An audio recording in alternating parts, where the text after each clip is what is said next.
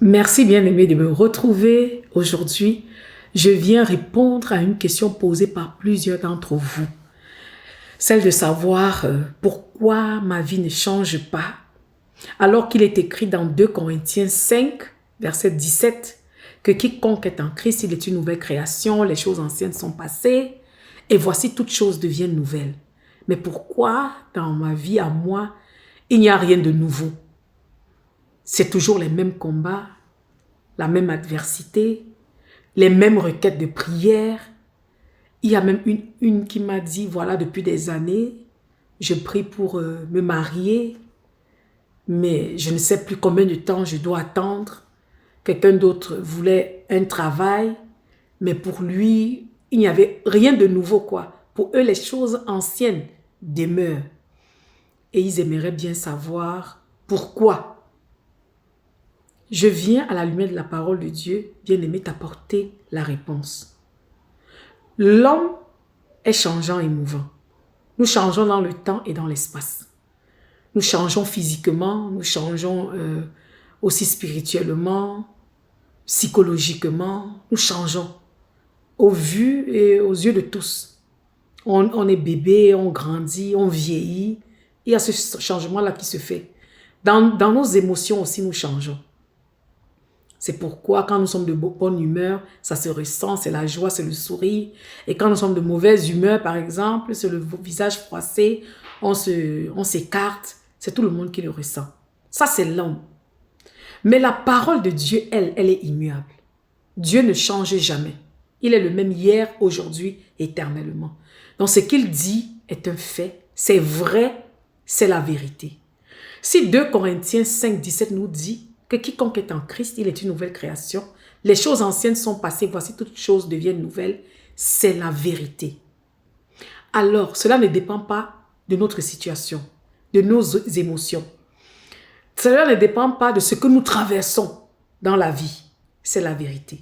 Et lorsqu'il y a une faille, lorsqu'il y a un problème, lorsqu'il y a un manquement, une incompréhension, cela vient toujours du côté de l'homme, de notre côté. Jamais, j'ai dit jamais du côté de Dieu. Parce que Dieu est parfait. Pourquoi ma vie ne change-t-elle pas donc? Pourquoi ce verset pour moi semble être insignifiant? Je vois toujours les choses anciennes demeurer. Alors qu'en fait, toutes choses doivent devenir nouvelles. Bien-aimés, Jésus nous a donné la réponse. Il a dit dans Matthieu, dans Luc, il a dit, pour venir après moi, il faut d'abord renoncer à vous-même. Portez votre croix et suivez-moi. Beaucoup de personnes croient que lorsqu'elles reçoivent Christ, c'est la fin. Non, non, mon frère, ce n'est pas la fin. Bien au contraire, c'est le commencement. Le commencement de la marche avec Christ. Le commencement de la marche avec Jésus. Oui, ce n'est pas la fin, mais plutôt le commencement. Combien de chrétiens aujourd'hui renoncent à eux-mêmes? Est-ce que toi, mon frère, ma soeur, as-tu renoncé à toi-même? Ma soeur, portes-tu ta croix? Jésus nous a montré l'exemple. Il a quitté son trône de gloire. Il est descendu. Jésus-Christ a porté sa croix. Il est allé à Golgotha et là-bas il fut crucifié. Il est mort, descendu aux enfers. Et le 3e jour, il est ressuscité. Et aujourd'hui, il est assis à la droite de Dieu le Père, où il règne. Il intercède pour toi et moi. As-tu renoncé à toi-même? Depuis que toi, tu as reçu Jésus, tu vas à l'église, certes, tu pries. Mais quelles sont tes motivations? Tu es avec Jésus parce que tu veux bénéficier de lui. Tu as entendu dire, Jésus guérit, Jésus bénit, Jésus restaure, il délivre. C'est bien.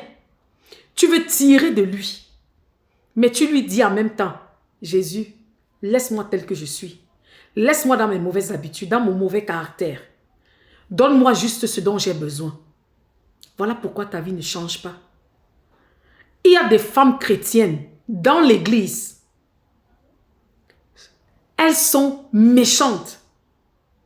Elles sont jalouses, envieuses, bavardes, calomnieuses. Pourtant, elles sont des chrétiennes. Il y a des hommes menteurs. Même avec le micro en main, ils mentent. Voleurs. Pourtant, ils s'appellent hommes de Dieu, enfants de Dieu. Mais ils veulent les bénédictions. Ils veulent voir leur vie changer.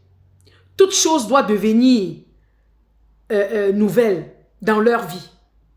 Pour eux, les choses nouvelles, c'est lorsque le célibataire se marie, c'est lorsque le pauvre est béni, il a de l'argent, le piéton a une voiture, le chômeur a un travail. Pour eux, c'est ça, matériellement. Voilà les choses nouvelles. Ils oublient que les choses nouvelles, c'est le caractère qui change. La prostituée devient chaste. L'orgueilleux devient humble.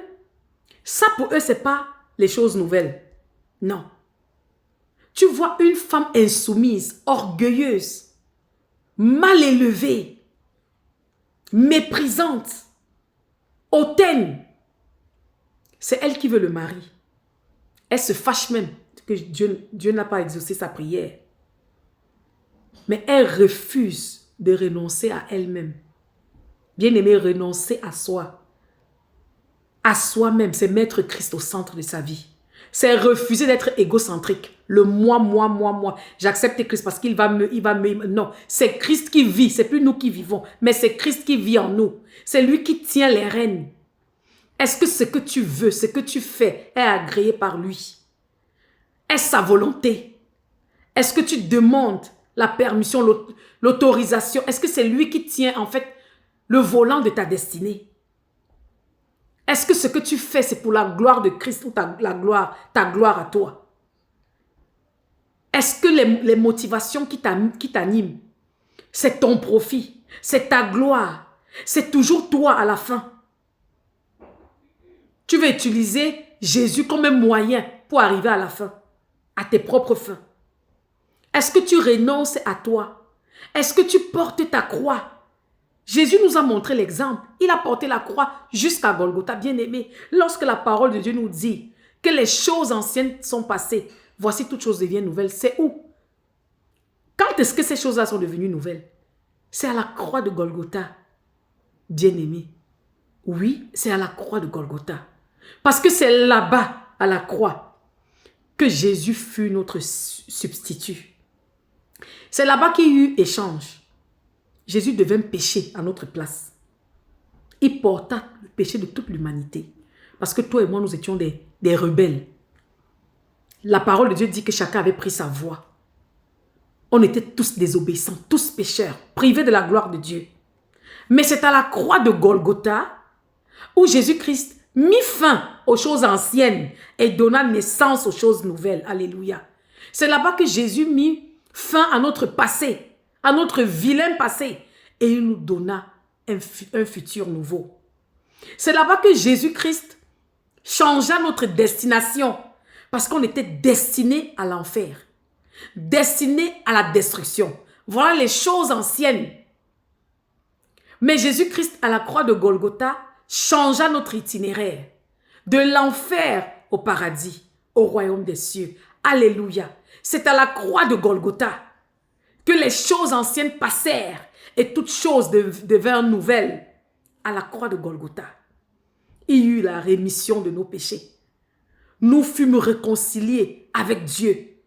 Aujourd'hui, nous sommes appelés enfants, fils et filles de Dieu. Nos noms sont écrits dans le livre de vie. C'est à Golgotha. Bien-aimé, toi, tu portais ta croix. Tu t'appelles chrétien. Non, tu ne vas pas porter la croix. Ça fait mal. Ta chair doit être crucifiée. Et c'est à Golgotha.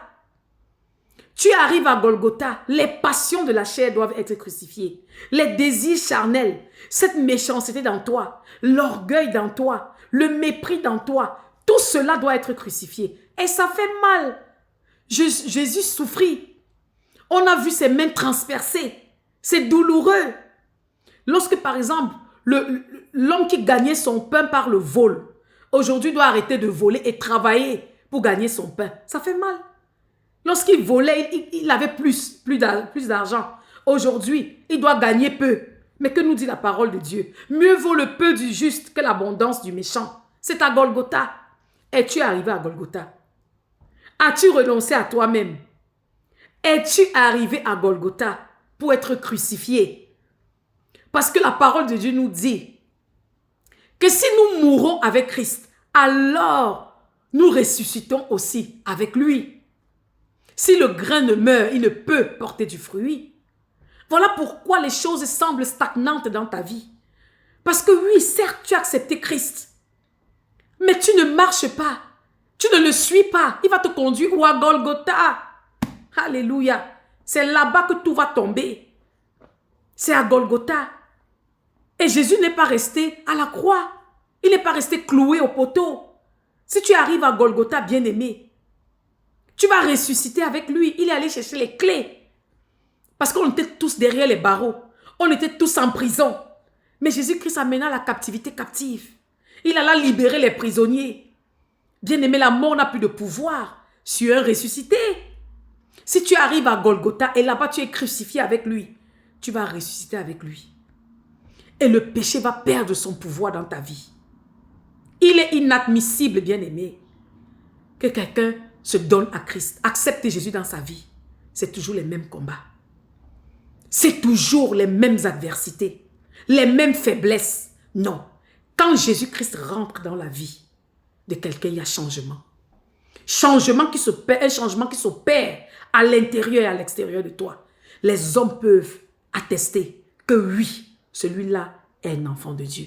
Celle-là est devenue une femme de Dieu. Quand Jésus rentre dans ta vie, les choses changent. Si les choses n'ont pas changé dans la tienne, mon frère, ma soeur, revois ta conversion. Revois ta conversion.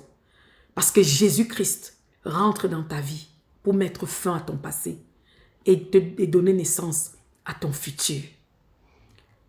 Bien évidemment, les choses anciennes sont passées. Si tu acceptes aujourd'hui, au son de ma voix, d'aller à Golgotha, de renoncer à toi-même, de renoncer à ta vie, pour pouvoir épouser la vie de Christ. Si tu acceptes de crucifier ta chair, les passions de la chair qui nous tirent vers le bas, alors que l'esprit nous tire vers le haut, à Golgotha. C'est là-bas que tu vas mourir avec lui. Oh, alléluia. Et ressusciter en puissance. Bien-aimé, pour arriver à Golgotha, c'est ta décision. Pour renoncer à toi-même, c'est ta décision. Pour porter ta croix, c'est ta décision. Mais quand tu meurs avec Christ, la même puissance qu'il a ressuscité d'entre les morts, le Saint-Esprit, te ressuscitera en puissance. Et tu vas voir les choses changer autour de toi. Toi-même, tu vas voir les choses se transformer. Toi-même, tu vas attester que quiconque est en Christ, réellement, il est une nouvelle création. Les choses anciennes sont passées. Voici, toutes choses sont devenues nouvelles. Tout ce qui t'effrayait, tout ce qui t'abrutissait, tu vas constater que non, cela n'a plus de pouvoir sur moi. Parce que tes yeux seront fixés sur Christ comme étant l'auteur et le consommateur de ta foi. Voilà pourquoi je prie pour toi aujourd'hui, toi qui m'écoutes, que les écailles tombent de tes yeux. Bien-aimé, Jésus t'aime. Il t'aime. Et tu dois avoir foi. Je prie afin que le Saint-Esprit te donne la grâce de renoncer à toi-même, de porter ta croix, de te laisser crucifier. Ça fait mal. Ce n'est pas toujours agréable. Lorsque tu dois arrêter de mentir pour gagner ton pain, lorsque tu dois arrêter de te prostituer pour gagner ton pain, lorsque tu dois marcher dans la droiture, dans la justice, parfois tu es humilié, mais tu gardes ta foi, tu marches dans la droiture parce que tu veux plaire à ton Dieu. Mais je te dis qu'il y a un salaire. Il y a un salaire. Laisse ta chair être crucifiée parce que la résurrection viendra après. Et quand tu ressuscites, plus rien n'a de pouvoir sur toi. Tu marches en vainqueur et non en vaincu. Tu ne combats plus pour la victoire, mais tu combats dans la victoire. Sois béni, mon bien-aimé, au nom de Jésus. Amen.